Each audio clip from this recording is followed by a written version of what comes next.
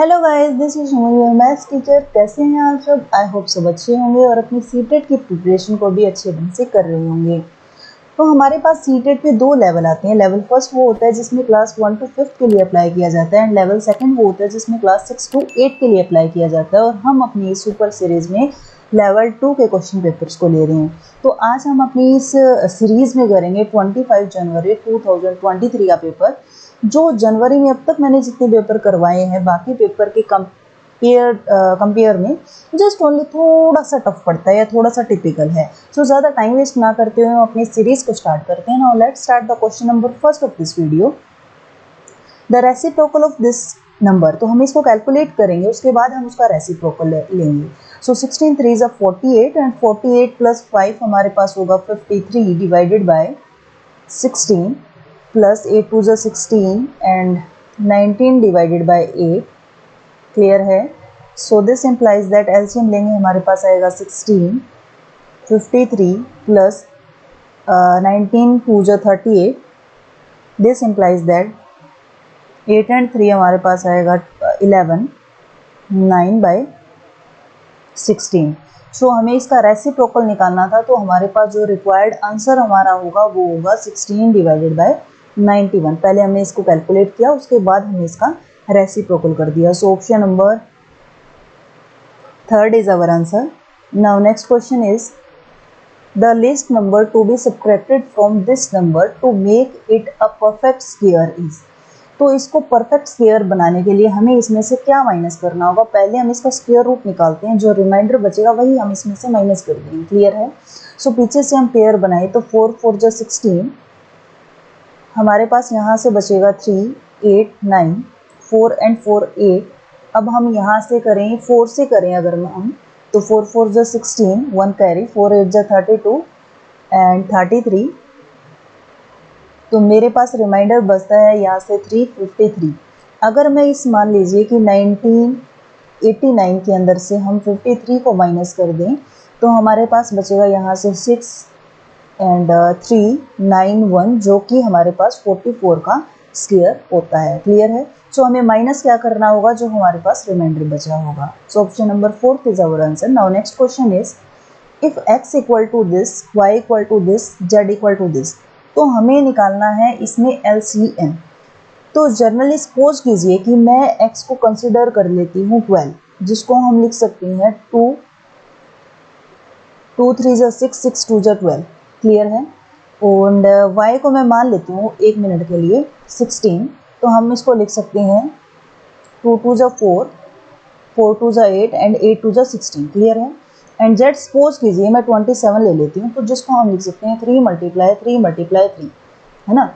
तो एलसीएम हम निकालते हैं, तो किस तरह से निकालते हैं? एलसीएम निकाला जाता है 12, 16 एंड 27।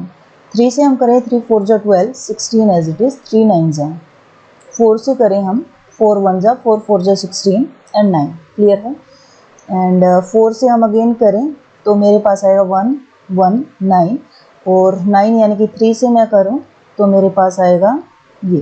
दैट मीन्स मैं इसका एलसीएम निकालूं, यानी कि LCM of X Y Z अगर हम निकालते हैं तो 3 की पावर 3 आएगा मेरे पास। एंड यहाँ 4 को हम लिख सकते हैं 2 की पावर 2, 2 की पावर 2 यानी कि 2 की पावर 4, है ना? तो यहाँ हम देखें तो 3 की मैक्सिमम पावर यहाँ आती है हमारे पास। जो प्राइम फैक्टर होते हैं उनकी मैक्सिमम पावर होती है हमारे पास एलसीएम में। अब 2 में हम यहाँ देखें तो 2 की तो देखो पावर यहाँ मैक्सिमम मेरे पास 2, यहाँ इसके अंदर देखें तो मैक्सिमम 2 की पावर 2 है एंड 3 की पावर 1 है। सेकंड मैं 16 का देखूं तो मेरे पास 2 की पावर 4 है और यहाँ 3 की पावर 3 है। दैट मीन्स एलसीएम का मीनिंग क्या होता है कि आप प्राइम नंबर की मैक्सिमम पावर यहाँ लिखते हैं। क्लियर है? जैसे 3 की पावर इन तीनों में मैक्सिमम मेरे पास 3 थी और 2 की पावर मैक्सिमम मेरे पास 4 थी। तो सिमिलर वे से देखिए x की वैल्यू क्या है? 3 raise to power 91, 5 raise to power 73, 7 raise to power 12 and 11 raise to power 2। Similar way से यहाँ डिफरेंट पावर्स लिखी हुई है। हमें निकालना है एलसीएम एक्स वाई जेड का। हमें निकालना है एलसीएम यहाँ एक्स वाई जेड का। तो मैं फर्स्ट, मेरा प्राइम फैक्टर है देखो 3, यहाँ 3 की पावर 91 है, यहाँ 3 की पावर 85 है एंड यहाँ 3 की पावर है 87, तो 3 की मैक्सिमम पावर हम यहाँ राइट करेंगे। क्लियर है। सेकेंड प्राइम फैक्टर मेरे पास 5 आता है, तो 5 की पावर 73 है। y में देखें तो हम 5 की पावर 75 एंड 5 की पावर 76, तो हाईएस्ट पावर यहाँ मेरे पास है 5 की पावर 76। क्लियर है। नेक्स्ट मेरे पास प्राइम फैक्टर आता है 7, तो 7 की पावर 12, यहाँ मेरे पास 7 की पावर 9 और यहाँ 7 की पावर नहीं है, तो हमारे पास 7 की जो मैक्सिमम पावर आती है वो मेरे पास है 12। सो यहाँ फाइनली मैं 11, एक प्राइम नंबर है मेरे पास 11 की पावर 2, यहाँ मेरे पास 11 नहीं है और यहाँ मेरे पास है 11 की पावर 3, तो मैक्सिमम मेरे पास 11 की पावर 3 जो है वो है। तो हमारे पास जो एलसीएम आएगा इन तीनों नंबर का वो हर एक प्राइम नंबर की मैक्सिमम पावर आएगा। सो ऑप्शन में चेक करें तो 3 की पावर मेरे पास आएगा 91, ये नहीं है। 3 की पावर 91 है, तो 5 की पावर मुझे 76 चाहिए और 7 की पावर मुझे 9 नहीं 12 चाहिए, तो ऑप्शन सेकंड भी हमारा आंसर नहीं होगा। 3 की पावर 91, 5 की पावर 73, ये भी नहीं होगा। 3 की पावर 91, 5 की पावर 76, 7 की पावर 12 एंड 11 की power 3। So option number 4 is our answer.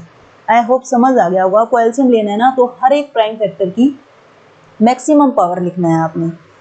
So next question is, और जो ये थर्ड क्वेश्चन आया है ना आपके पास, ये अभी तक मैंने जितने पेपर करवाए ना उसमें पहला क्वेश्चन ऐसा आया है, तो है वैसे इजी, इतना टफ नहीं है, बट एज कंपेयर टू मैंने बाकी पेपर करवाए ना उनके कंपैरेटिवली थोड़ा सा टफ मुझे लगा। सो यहाँ हमें निकालना है 5x की पावर 3 प्लस 3 की वैल्यू हमें निकालनी है। इसका मीनिंग मेरे पास x की वैल्यू होना चाहिए। क्लियर है। मैंने आपको ये करवाया हुआ है कि अगर a की power n multiply base same हो और पावर डिफरेंट हो, बीच में मल्टीप्लिकेशन का साइन हो, तो पावर ऐड हो जाती है हमारे पास। यहाँ दोनों में देखें तो बेस सेम है, 5/3 5/3, बेस सेम है, बीच में मल्टीप्लिकेशन का साइन है, तो हम क्या कर देंगे, पावर्स क्या हो जाएंगी, ऐड हो जाएंगी। माइनस के 5 में हम ऐड करेंगे माइनस के 11। क्लियर है। दिस इम्प्लाइज दैट 25 को हम लिख सकते हैं 5 रेज टू पावर 2 एंड 9 को लिख सकते हैं 3 raise to power 2 whole power 4x। तो यहाँ से 5/3 की पावर मेरे पास आती है -5 प्लस माइनस माइनस, तो माइनस मेरे पास आएगा 16, और यहाँ से हम लिख सकते हैं इसको 5/3 की होल पावर 2, और बाहर पावर पड़ा है 4x, दैट मीन्स दोनों मल्टीप्लाई होंगे तो हमारे पास आएगा 8x। क्लियर है। बेस सेम है, बीच में इक्वल का साइन है, तो पावर्स भी क्या हो जाएंगी, इक्वल हो जाएंगी। तो यहाँ से फाइनली मेरे पास x की जो वैल्यू आई है वो आई है 2। 8 मल्टीप्लाई में था, डिवाइड में चला गया, कैंसिल आउट होकर x की वैल्यू आ गई। हमें वैल्यू निकालनी थी 5x³ प्लस 3 की वैल्यू निकालनी थी। सो x की वैल्यू यहाँ सब्स्टिट्यूट कर दूँ मैं, और उसके बाद हम करें कैलकुलेट, तो 2 2 जा 4, 4 2 जा 8, माइनस की पावर 8, तो माइनस का साइन आएगा, 8 5 जा 40 प्लस 3, तो इसको कैलकुलेट हम करेंगे तो हमारे पास आंसर आएगा माइनस के 37। So option number second is our answer. Now next question is, let x be the product of integer between -8 and -5। अब इंटीजर्स नंबर होते क्या हैं, देखिए, माइनस इन्फिनिटी से लेकर के कंप्लीट नंबर आता है -4 -3 -2 -1 एंड 0 1 2 3 अप टू सोन इन्फिनिटी तक, यानी कि इंटीजर्स में कंप्लीट नंबर आते हैं, डेसिमल वाले नंबर नहीं आते। अब इसने क्या बोला है, x जो है ना वो प्रोडक्ट है, किसका प्रोडक्ट है, ये नंबर लाइन में ड्रॉ करूं तो -8 और -5, सपोज कीजिए यहाँ मेरे पास -8 है और यहाँ मेरे पास -5 है, तो इनके बीच में नंबर आएगा -6 एंड -7। क्लियर है। तो जो x की वैल्यू मेरे पास है ना वो -7 और प्रोडक्ट होगी -6 का, तो 7 6 से हमारे पास होता है 42, माइनस को माइनस से मल्टीप्लाई करेंगे, प्लस का साइन आएगा, दैट मीन जो x की वैल्यू आई है ना वो मेरे पास आ गई 42। क्लियर है। y be the sum of the integers, y sum है, किसका सम है, बिटवीन -19 से -12 के बीच में जितने भी नंबर आएंगे उनका सम है। तो -12 और 19 के बीच में नंबर्स देखिए क्या क्या आएंगे, -12 और सपोज कीजिए यहाँ -19 है, तो यहाँ -13 आएगा, -14 -15 -16 -17 -18, तो इन नंबर्स का एडिशन मेरे पास क्या है, y है। क्लियर है। तो y की वैल्यू हमारे पास क्या है, -13 को प्लस करना है -14 में, प्लस करना है -15 में, plus -16 and plus -17 plus -18। Clear है। This implies that -13 plus minus minus -14 -15 -16 -17 -18, yes, इन सबको हमें क्या करना है, ऐड करना है। आई होप आपको यहाँ तक समझ आ गया होगा। सो इनकी कैलकुलेशन हम करें तो हमारे पास टोटल देखते हैं वैल्यू कितना आएगा, 3 9 माइनस के 93 आएगा इनकी कैलकुलेशन। क्लियर है। सो यहाँ मुझे वैल्यू निकालनी थी, हमें x प्लस वाई की कैलकुलेशन करके वैल्यू निकालनी थी। तो x की वैल्यू मेरे पास आई है 42। आप है ना इनको माइनस कर देना, जैसे -13 को -14 में करेंगे तो माइनस माइनस प्लस होता है। 13 और जो हमारे पास 14 है वो हमारे पास 27 आ जाएगा, बट माइनस का सिमिलर वे से चलेगा, यानी कि हमने कुछ नहीं किया, बस सबको ऐड किया और माइनस का साइन आगे आएगा। ठीक है। And plus -93, this implies that 42 minus 93, this implies that 3 में से 2 माइनस करेंगे 1 एंड 9 में से 4 माइनस करेंगे 5, माइनस का, क्योंकि बड़ी टर्म के आगे साइन माइनस का है इसलिए हमारे पास माइनस का आंसर आएगा। So option number 4 is our answer. I hope समझ आ गया होगा आपको ये। Now next question is for what value of m, m की क्या वैल्यू हो इसके अंदर तो ये क्या बन जाए, ट्राइनोमियल। ट्राइनोमियल का मीनिंग क्या होता है, ऐसी पॉलिनोमियल जिसके अंदर 3 टर्म्स हो। जैसे कि मैंने लिखा x plus Y plus Z, तो ये मेरे पास क्या है, ट्राइनोमियल। हमारे पास क्या गिवन है, 2y raise to power 3 plus 3y raise to power 2 plus 4y raise to power m plus 5। हमें क्या करना है, इसको ट्राइनोमियल बनाना है। तो इस m की वैल्यू क्या हो सकती है, सपोज कीजिए कि इस y की m की प्लेस पे मैं 0 लिख दूं, यानी कि मैं लिख दूं 4y की पावर 0, तो किसी भी चीज़ की पावर 0 क्या होती है, 1 होती है। 1 को मैं 4 से मल्टीप्लाई करूं तो क्या आएगा, मेरे पास 4 आएगा, जो कि इसमें ऐड हो जाएगा। यानी कि अगर मैंने m को 0 पुट किया तो मेरे पास ये क्या बनता है, 2y cube plus 3y square plus में 4y की पावर 0, यानी कि मेरे पास होगा 4 प्लस 5 9। तो ये भी मेरे पास क्या है, ट्राइनोमियल है, क्योंकि इसके अंदर नंबर ऑफ टर्म्स कितनी है, 3 है। ठीक है। अगर मैं इसमें 1 लिखूंगी तो वो ऐड नहीं हुआ, क्योंकि 1 के लाइक टर्म हमें कुछ भी नहीं मिलेगी। अगर मैंने m को क्या रखा, 2 रखा, तो मेरे पास क्या आएगा, 2y की cube plus 3y square plus 4y square plus 5। अगर मैंने ऐसा लिखा तो हम इन दोनों को कैलकुलेट कर सकते हैं, क्योंकि दोनों हमारे पास क्या है, लाइक टर्म्स हैं। सो 2y क्यूब प्लस में हमारे पास बचेगा 7y स्क्वायर प्लस 5। क्लियर है। तो ये भी मेरे पास क्या बन जाएगा, ट्राइनोमियल बन जाएगा। यानी कि मैं क्या क्या पुट कर सकती हूँ, m को 0 पुट कर सकते हैं हम, 2 पुट कर सकते हैं। अगर मैं इस m के प्लेस पे 3 पुट करती हूँ तो ये क्या बन जाएगा, 2y क्यूब में 4y क्यूब ऐड हो जाएगा, तब भी मेरे पास ये ट्राइनोमियल बन जाएगा। क्लियर है। तो ऑप्शन नंबर हमारे पास 4 आंसर होगा। 1 हम पुट नहीं करेंगे, ओनली 3 से भी हमारा काम नहीं चलेगा और 2 और 3 से भी काम नहीं चलेगा, क्योंकि हम 0 भी सब्स्टिट्यूट इसमें कर सकते हैं। So option number 4 is our answer. Now next question is a sum of money double itself at a certain rate of simple interest per annum in 10 year. तो पहली लाइन में जो कुछ भी हमें दिया है वो करते हैं। अ सम ऑफ मनी है, हमें नहीं पता कि वो सम ऑफ मनी क्या है, हमने लेट कर लिया, जो हमारा प्रिंसिपल है वो x रुपीज़ है। वो कहता है कि डबल हो जाता है इटसेल्फ, खुद का डबल हो जाता है eight a certain rate of simple interest. जो अमाउंट होगा यानी कि वो मेरे पास क्या हो जाता है, 2x हो जाता है सिंपल इंटरेस्ट पे। रेट हमें नहीं मालूम, जिसको मैंने स्मॉल आर लेट कर लिया, एंड टाइमिंग क्या है, 10 ईयर्स के अंदर। क्लियर है। सो जो सिंपल इंटरेस्ट हमारे पास होता है वो फॉर्मूला होता है P into R into T divided by 100, जहाँ P मेरे पास प्रिंसिपल होगा, R रेट होगा और T टाइम होगा। क्लियर है। और अमाउंट जो होता है वो हमारे पास होता है सिंपल इंटरेस्ट प्लस में प्रिंसिपल। क्लियर है। तो मैं डायरेक्ट इस फॉर्मूले को अप्लाई कर दूं तो अमाउंट मेरे पास है 2x equal to simple interest का फॉर्मूला मैं अप्लाई करूं, प्रिंसिपल मेरा x, रेट मेरा r है, टाइमिंग मेरे पास है 10 डिवाइडेड बाय 100 और प्लस में क्या आ जाएगा, प्रिंसिपल जो कि मेरे पास x था। क्लियर है। इन दोनों टर्म में से 0 से 0 कैंसिल आउट हुआ तो मेरे पास क्या बचेगा, इसको कैलकुलेट करूं तो x r डिवाइडेड बाय में 10 प्लस x। क्लियर है। सो यहाँ इन दोनों टर्म में से मैं x कॉमन निकालूं तो मेरे पास बचेगा 2x इक्वल टू x, अंदर हमारे पास बचेगा r divided by 10 plus 1। x से x कैंसिल आउट और प्लस के 1 को मैं लेफ्ट हैंड साइड पे शिफ्ट करूँ तो मेरे पास आएगा 2 minus 1 equal to r divided by 10। Clear है। दिस इंप्लाइज दैट 2 माइनस 1 1 और क्रॉस मल्टीप्लाई करूंगी अगेन तो मेरे पास क्या आ जाएगा, r इक्वल टू 10। तो 10% हमारे पास r आ गया। क्लियर है। ये पहली लाइन को हमने कैलकुलेट किया है। नेक्स्ट देखिए, इन हाउ मच टाइम, कितने टाइम में विल द सेम सम, वही सम यानी कि जो प्रिंसिपल था मेरा वो क्या बन जाए अब, बिकम 4 टाइम्स, यानी कि प्रिंसिपल मेरा वही रहेगा बट अमाउंट क्या कह रहा है कि उसी सम का 4 टाइम्स हो जाए एट द सेम रेट, उसी रेट पे, यानी कि रेट जो है मेरे पास कितना आया 10%। तो टाइमिंग अब हमें निकालना है कि कितने टाइम में क्या हो जाएगा। ये सिंपल इंटरेस्ट से हम कैलकुलेट करें तो अमाउंट 4 टाइम्स हो जाएगा, कितने सालों में होगा। तो वही मैं फॉर्मूला ये वाला अप्लाई करें हम यहाँ, तो मेरे पास क्या आएगा 4x इक्वल टू SI यानी कि प्रिंसिपल इंटू रेट जो कि मेरे पास अब 10 है, इंटू टाइमिंग हमें नहीं मालूम, डिवाइडेड बाय 100 प्लस में प्रिंसिपल। क्लियर है। सिमिलर वे से हम 10 से 10 कैंसिल आउट करेंगे, x को कॉमन निकालूंगी, कट करूंगी, तो मैं डायरेक्ट क्या ये लिख सकती हूँ 4 equal to t divided by 10 plus 1। Clear है। कुछ नहीं किया, बस x कॉमन निकाला और कैंसिल आउट किया है। सो 1 प्लस का था, लेफ्ट हैंड साइड पे जाएगा, कैंसिल माइनस करेंगे तो 4 माइनस 1 3 बचेगा मेरे पास, t divided by 10। This implies that t की जो मेरी वैल्यू आ गई वो आ गई 30 ईयर्स, यानी कि 30 ईयर्स में जो सम ऑफ अमाउंट था वो क्या हो जाएगा 4 टाइम्स हो जाएगा। क्लियर है। Now next question is the ages of 2 person A and B are in the ratio 5:7। तो अगर मैं A की एज को लेट करूं, रेशो कॉन्टिन्यूएंट को हम x लेट कर लें, तो A की एज जो है वो 5x है एंड B की जो एज है वो 7x है। क्लियर है।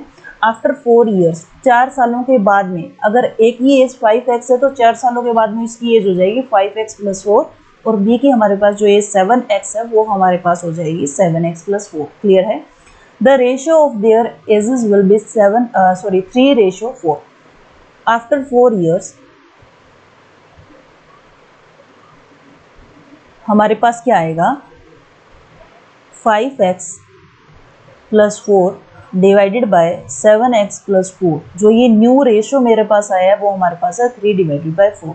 क्रॉस मल्टीप्लाई करूँ तो मैं 4 5 जो 20 x प्लस 16 इक्वल टू 7 3 जो 21x प्लस 12। x की वैल्यू को हम इकट्ठा करें और विदाउट x वाली टर्म्स को इकट्ठा करें तो मेरे पास x की टर्म वैल्यू जो आ जाएगी 4, यानी 20x को राइट हैंड साइड पे लेके गए और 12 को लेफ्ट हैंड साइड पे लेके गए। क्लियर है। सो x की वैल्यू मेरे पास 4 आ गई। निकालना क्या है, what is the sum of their present age. तो ये इनकी प्रेजेंट एज थी, तो प्रेजेंट एज a की कितनी होगी 5x, यानी कि x की वैल्यू मैं यहाँ सब्स्टिट्यूट करूँ तो इसकी एज हो गई 20 और इसकी एज हो जाती है 28। इन्होंने क्या बोला क्वेश्चन में, हमें फाइंड आउट क्या करना है, इन दोनों का हमें निकालना है सम।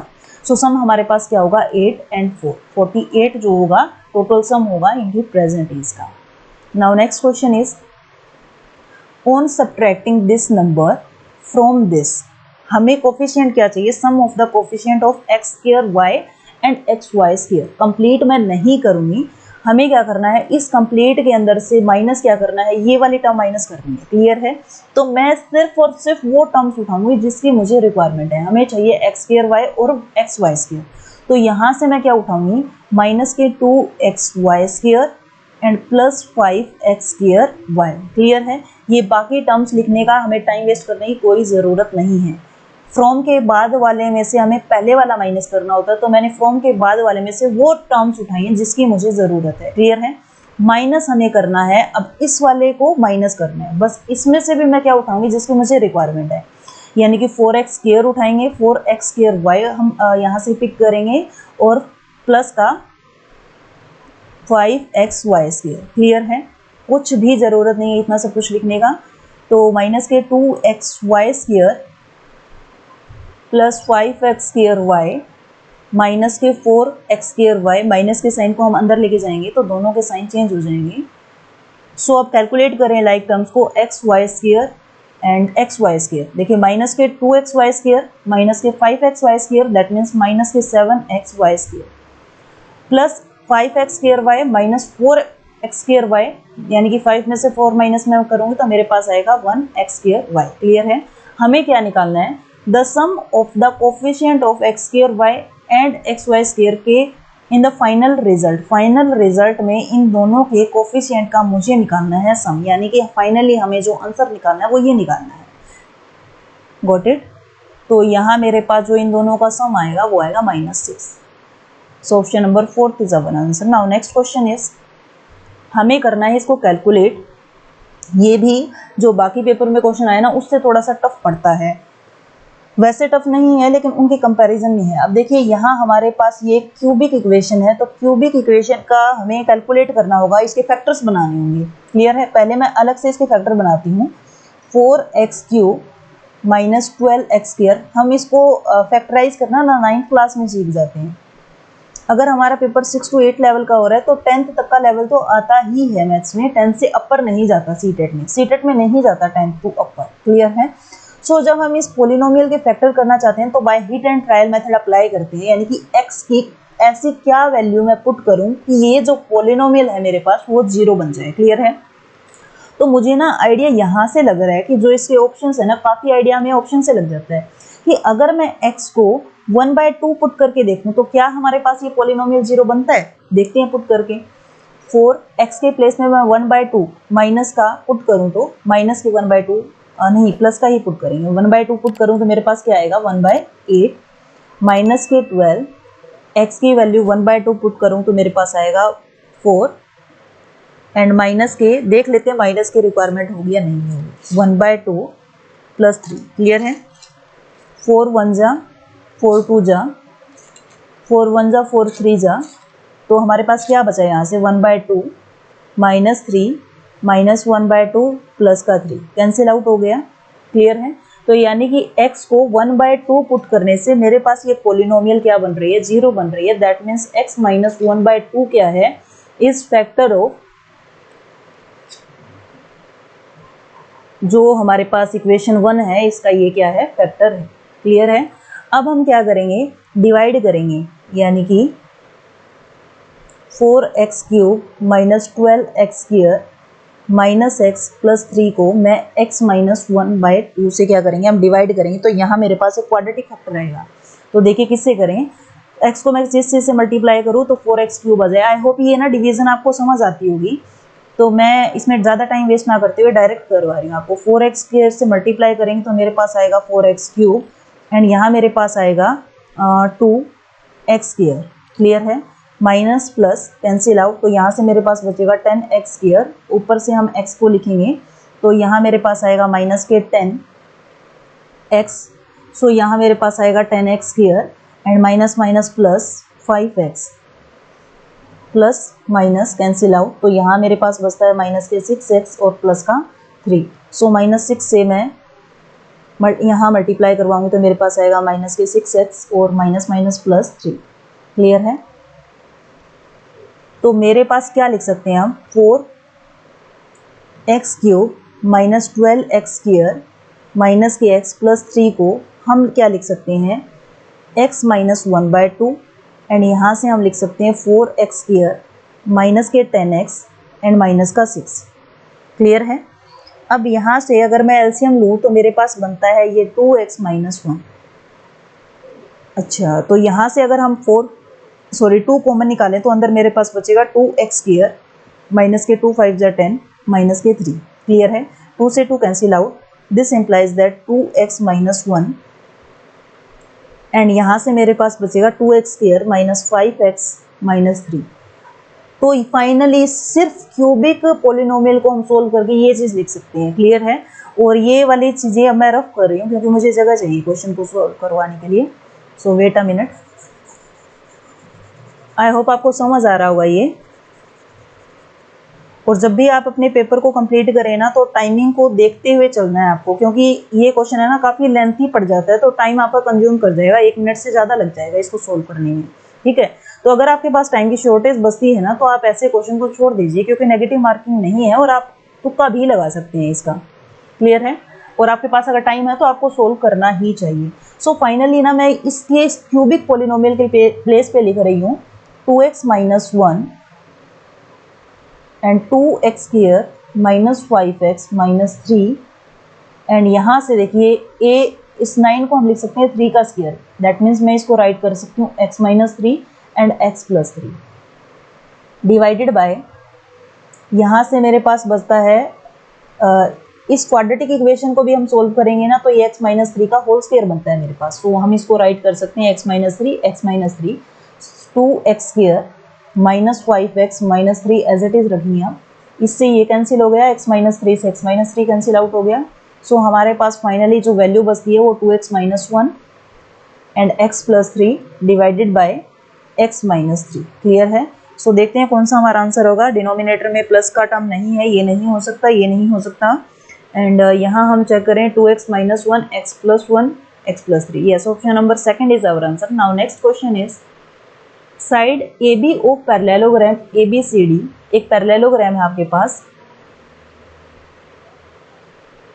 A B C and D। Clear है? प्रोड्यूस टू पॉइंट E, इस AB साइड को E तक प्रोड्यूस किया गया है। इफ BAD एंगल मेरे पास है X, ADC एंगल यानी कि ये मेरे पास है 50 एंड BCD एंगल मेरे पास ये है Y एंड CBE एंगल मेरे पास है Z। क्लियर है? तो हमें वैल्यू निकालनी है x plus Y plus Z की वैल्यू हमें निकालनी है। जो पैरेललोग्राम होता है ना उसमें अपोजिट एंगल इक्वल होते हैं। सो मेरे पास जो ये 50 एंगल होगा ये भी मेरे पास होगा 50 डिग्री। क्लियर है? अब ये पूरी लाइन जो है वो लीनियर पेयर की है, यानी कि 50 प्लस जेड जो एंगल होगा वो मेरे पास होगा 180 डिग्री के इक्वल। ठीक है? तो यहाँ से मेरे पास जेड की जो वैल्यू आएगी वो मेरे पास आएगी 130 डिग्री। क्लियर है? और जो एक क्वाड्रिलेटरल होता है यानी कि पैरेललोग्राम के चारों एंगल का सम जो होता है वो हमारे पास 160 होता है। That means x plus 50 plus Y plus 50 जो होगा वो मेरे पास होगा 360। क्लियर है? सो यहाँ से x प्लस वाई एंगल होगा वो 360 माइनस 50 प्लस 50 100 माइनस 100। सो x प्लस वाई की जो वैल्यू है वो मेरे पास आएगी 260। क्लियर है? हमें वैल्यू निकालनी है x plus Y plus Z की। ठीक है? x प्लस वाई मेरे पास आया है 260 और z की वैल्यू हमारे पास है 130। सो इन दोनों का एडिशन मेरे पास होगा 6 plus 3 9 and 3 390 degree. Now next question is point P lies on a line AB, एक AB लाइन है जिसके ऊपर मेरे पास है point P। If PQ is a रे, एक रे है PQ। ठीक है? एंगल APQ जो एंगल है वो मेरे पास है 5A minus 2B and QPB जो एंगल है वो मेरे पास है 3A प्लस 2B। तो हमें वैल्यू निकालनी है 6A माइनस 25 डिग्री की। दैट मीन्स मेरे पास वैल्यू आनी चाहिए A की। कंप्लीट जो ये APB लाइन है वो एक लीनियर लाइन है। दैट मीन्स इन दोनों के एंगल का सम मेरे पास क्या होगा 3A प्लस 2B। इन दोनों का एंगल का सम मेरे पास होगा 180 डिग्री। क्लियर है? 2B से 2B cancel out. 5A plus 3A that means 8A equal to 180। So A की वैल्यू मेरे पास यहाँ से आती है 180 डिवाइडेड बाई 8। क्लियर है? हमें वैल्यू निकालनी है 6A माइनस 25 डिग्री की। सो यहाँ मैं A की वैल्यू सब्सटीट्यूट करूँ माइनस 25, 2 3 जा 2 4 जा 4 1 जा 4 4 जा 16 4 5 जा 45 को 3 से मल्टीप्लाई करूँगी तो 135 माइनस 25 माइनस करें इनको तो 0 1 and 1 110 degree. Option number third is our answer. Now next question is ABC and DEF दो ट्राइंगल्स हैं ABC। ये क्वेश्चन इस टाइप का क्वेश्चन हर पेपर में रिपीट हो रहा है। और दूसरा जो है DEF अभी नहीं राइट करेंगे हम, इस पहले हम ट्राइंगल ए की जो भी चीज़ें हमें गिवन है वो लिखेंगे, उसके बाद हम DEF का डिसाइड करेंगे वर्टिसेस कहाँ बनेंगे। तो AB जो है वो मेरे पास 3 है, B एंगल मेरे पास 120 है, BC मेरे पास है 6.2। क्लियर है? DE 6.2 है तो 6.2 आएगा मेरे पास यहाँ। अब D यहाँ होगा या फिर D यहाँ होगा ये अभी डिसाइड नहीं हुआ।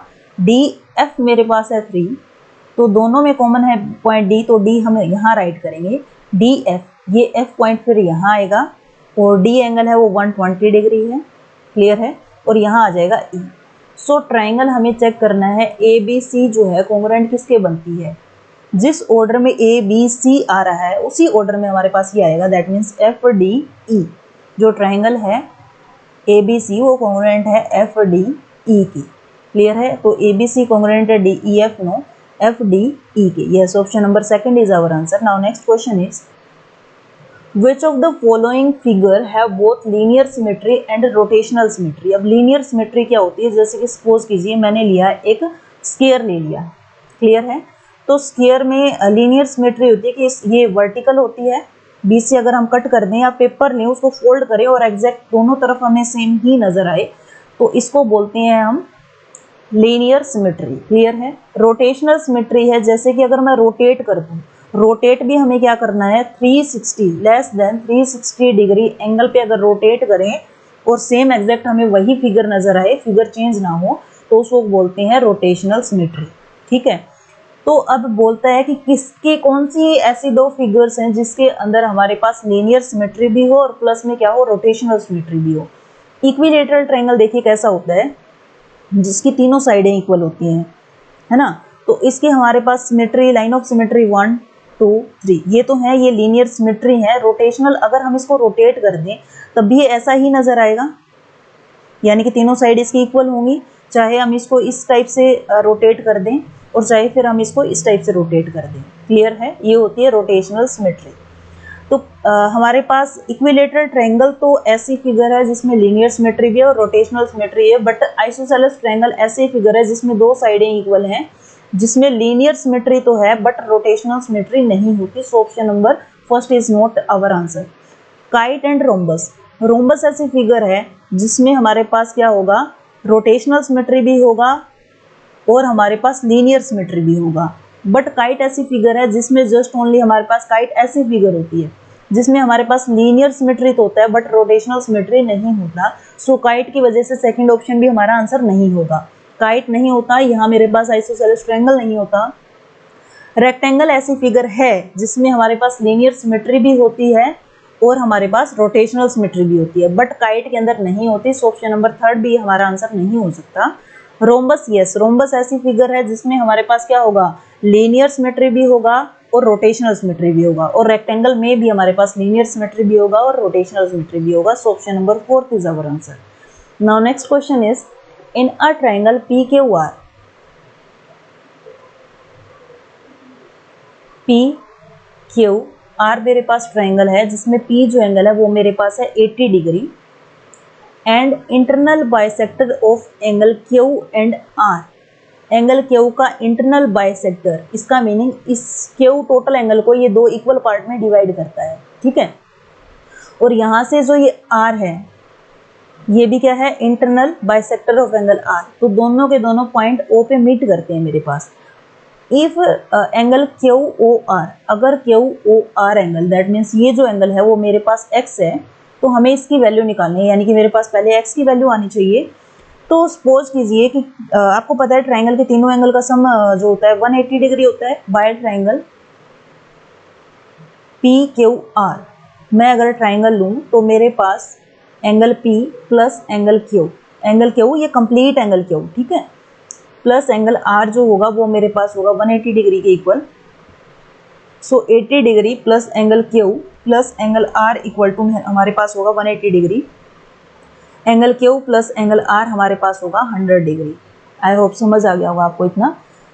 अब यहाँ से देखिए, अगर देखिए ये एक्स है मेरे पास, ठीक है, triangle O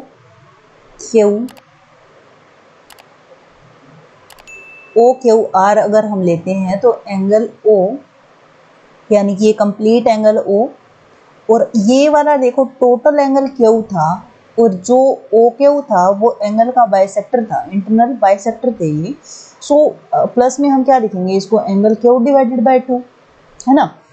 plus similar way से आर ये टोटल एंगल था, तो इतने एंगल की अगर मैं बात करूं, इतने एंगल की मैं बात करूं तो ये हमारे पास होगा angle R divided by 2 equal to 180 degree, क्योंकि किसी भी ट्रायंगल के एंगल का सम होता है वो मेरे पास होता है 180 डिग्री, है ना। सो यहाँ से मैं एलसीएम लूँ इनका तो हमारे पास क्या आएगा, 2 angle O plus angle Q plus angle R, और बाय वाला जो 2 था वो राइट हैंड साइड पे जाएगा तो 360 हो जाएगा। यहाँ से 2 एंगल ओ जो है मेरे पास x है plus Q plus R angle जो है हमारे पास वो 100 equal to 360 degree. So angle 2x equal to 360 minus 100, so 2x equal to मेरे पास आएगा 062 एंड x की जो वैल्यू आएगी वो हमारे पास आएगी 130 डिग्री। क्लियर है? आई होप समझ आ गया होगा आपको। Now next question is the longest side of a right angle triangle is 90 centimetre. एक राइट एंगल ट्रायंगल है जिसकी लॉन्गेस्ट साइड जो है वो मेरे पास 90 सेंटीमीटर है and one of its other two side is 54। तो इन दोनों में से कोई एक और साइड जो है वो मेरे पास है 54। क्लियर है? नाउ दिस इम्प्लाई हमें निकालना है एरिया ऑफ दिस ट्रायंगल। तो एरिया ऑफ ट्रायंगल हमारे पास होता है half into base into height. तो मुझे हाइट निकालनी पड़ेगी, दैट मीन्स मुझे ए बी की वैल्यू निकालनी पड़ेगी।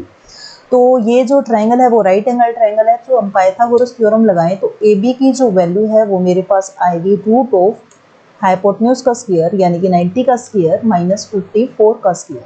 क्लियर है? सो 90 का स्क्वायर जो होता है वो हमारे पास होता है 54 का जो स्क्वायर मेरे पास होता है वो हमारे पास होता है 2916। क्लियर है? इन दोनों को हम माइनस करेंगे तो हमारे पास आएगा 4815 और जो ये 5184 होता है ये हमारे पास 72 का स्क्वायर होता है। ठीक है? सो मेरे पास ए बी की जो वैल्यू आ गई वो हमारे पास है 72। हमें निकालना है area of triangle A B C equal to half into base into height. Base हमारे पास 54 एंड 72, 2 3 जा 6, 2 6 जा 54 को जब मैं 36 से हम मल्टीप्लाई करेंगे तो हमारे पास आएगा 4 4 9 1। सो हमारे पास 1944 सेंटीमीटर 1944 सेंटीमीटर स्क्वायर ये हमारे पास एरिया होगा ट्रायंगल का। So option number 4 is our answer. Now next question is a wooden cube of side 8 centimeter is cut into small cubes of side 2 centimeter each। एक वुडन का block है हमारे पास जिसमें जो साइड है वो 8 सेंटीमीटर गिवन है, तो इसको कट करके स्मॉल स्मॉल वुडन के क्यूब्स बनाए गए जिनकी साइड हमारे पास है 2 centimetre each. What is the percentage increase or decrease in the surface area after such cutting? अभी इसका टोटल सरफेस क्या होगा 6 side A square. Surface area of original cube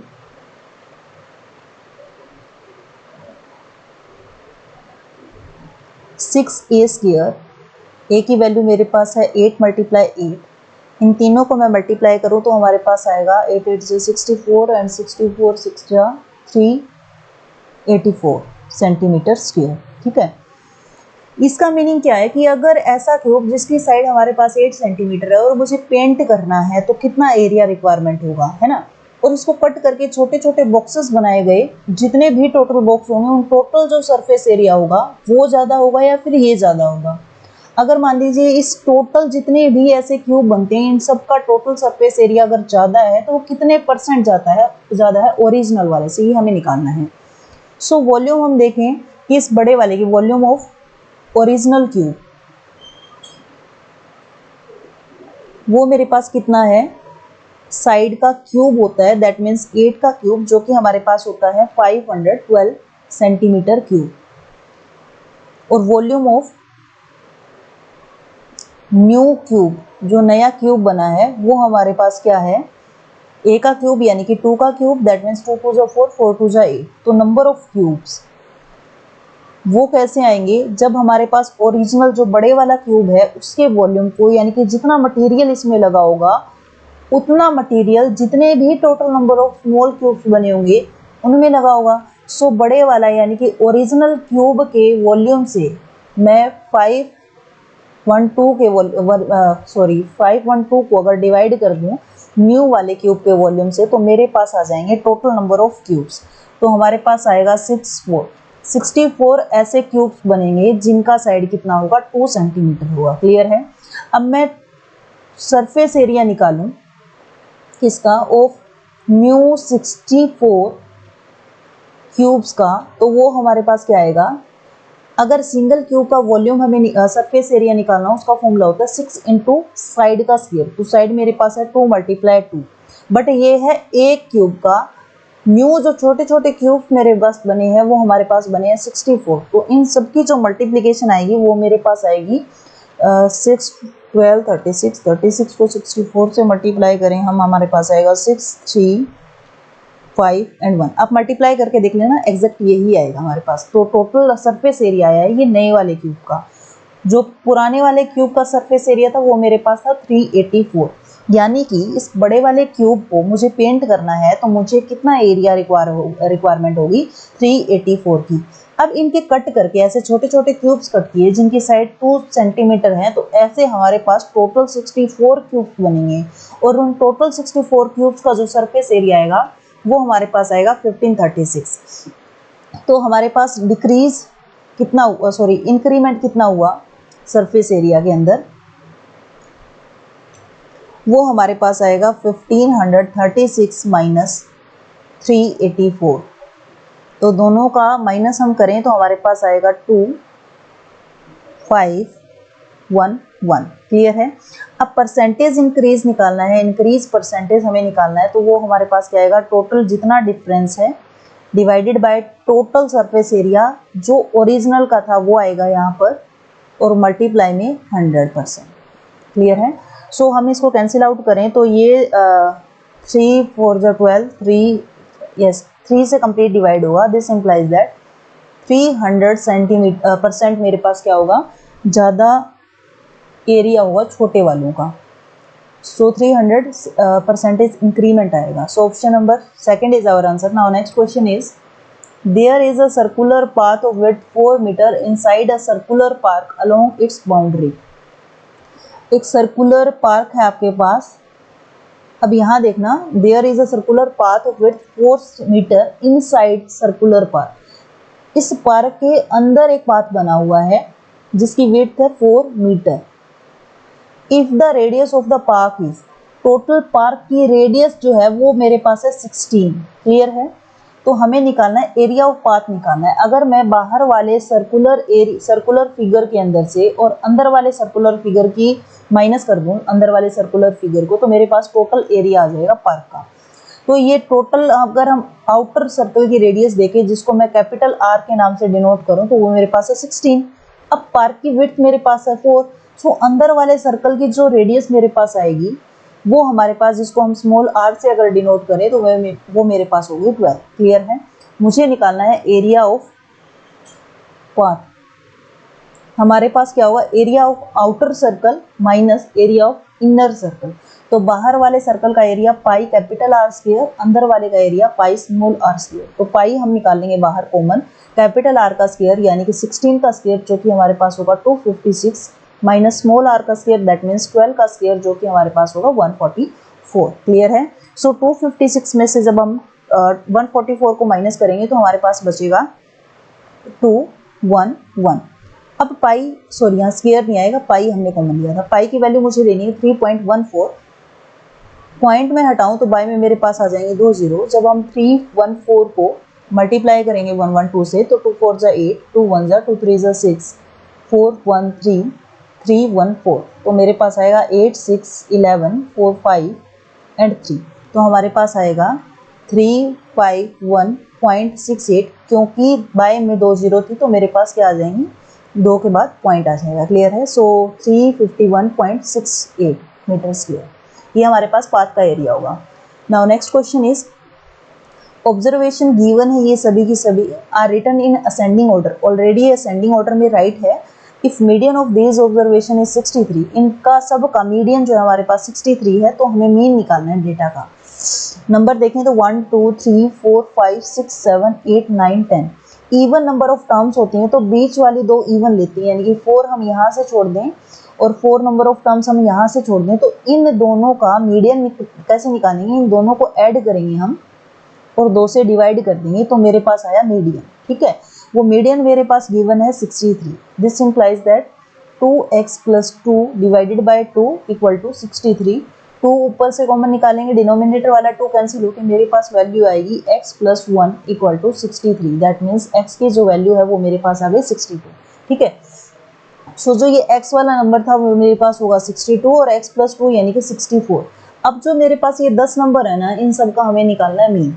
तो मीन हमारे पास क्या होता है, sum of observation divided by number of observation. तो इन सब का हम सम करेंगे तो कितना आएगा, 9 प्लस 2 11, 11 एंड 8 19, 19 21, 21 और 4 25, 25 27, 27 एंड 8 हमारे पास होगा 35, 35 39 एंड 39 हमारे पास हो जाएगा 50 44।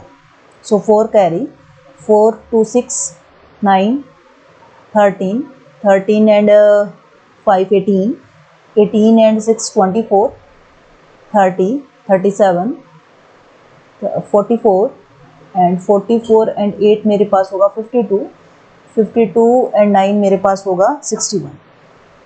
बाय में हमारे पास टोटल नंबर ऑफ टर्म्स हैं 10। दिस इंप्लाइज दैट जो मीन मेरे पास आएगा वो 61.4 आएगा। क्लियर है? So option number second is our answer. Now next question is the probability of guessing the correct answer to certain question is x/3। तो जो प्रोबेबिलिटी है करेक्ट आंसर होने की वो मेरे पास है x/3। If the probability of not guessing the correct answer of the question is x/5, that means जो wrong answer होगा उसकी जो probability मेरे पास है वो है x divided by 5। तो correct answer की probability और हमारे पास incorrect की total probability जो होती है वो 1 के equal होती है always। ठीक है, तो LCM हम ले तो हमारे पास आएगा 15, 3 5 जा 15, that means 5x plus 3x equal to 1, that means मेरे पास आएगा 8x equal to 15। So x equal to हमारे पास वैल्यू आई 15/8। So option number 4 is our answer. अगर आप इसको चेक करना चाहते हैं ना तो यहाँ x की वैल्यू सब्स्टिट्यूट कर लेना, इसमें x की वैल्यू सब्स्टिट्यूट कर लेना, दोनों को ऐड करना, आपके पास आंसर 1 ही आएगा। आई होप ये वीडियो आपको पसंद आई होगी। If you like this video then please like share and subscribe my channel. Thank you and have a nice day.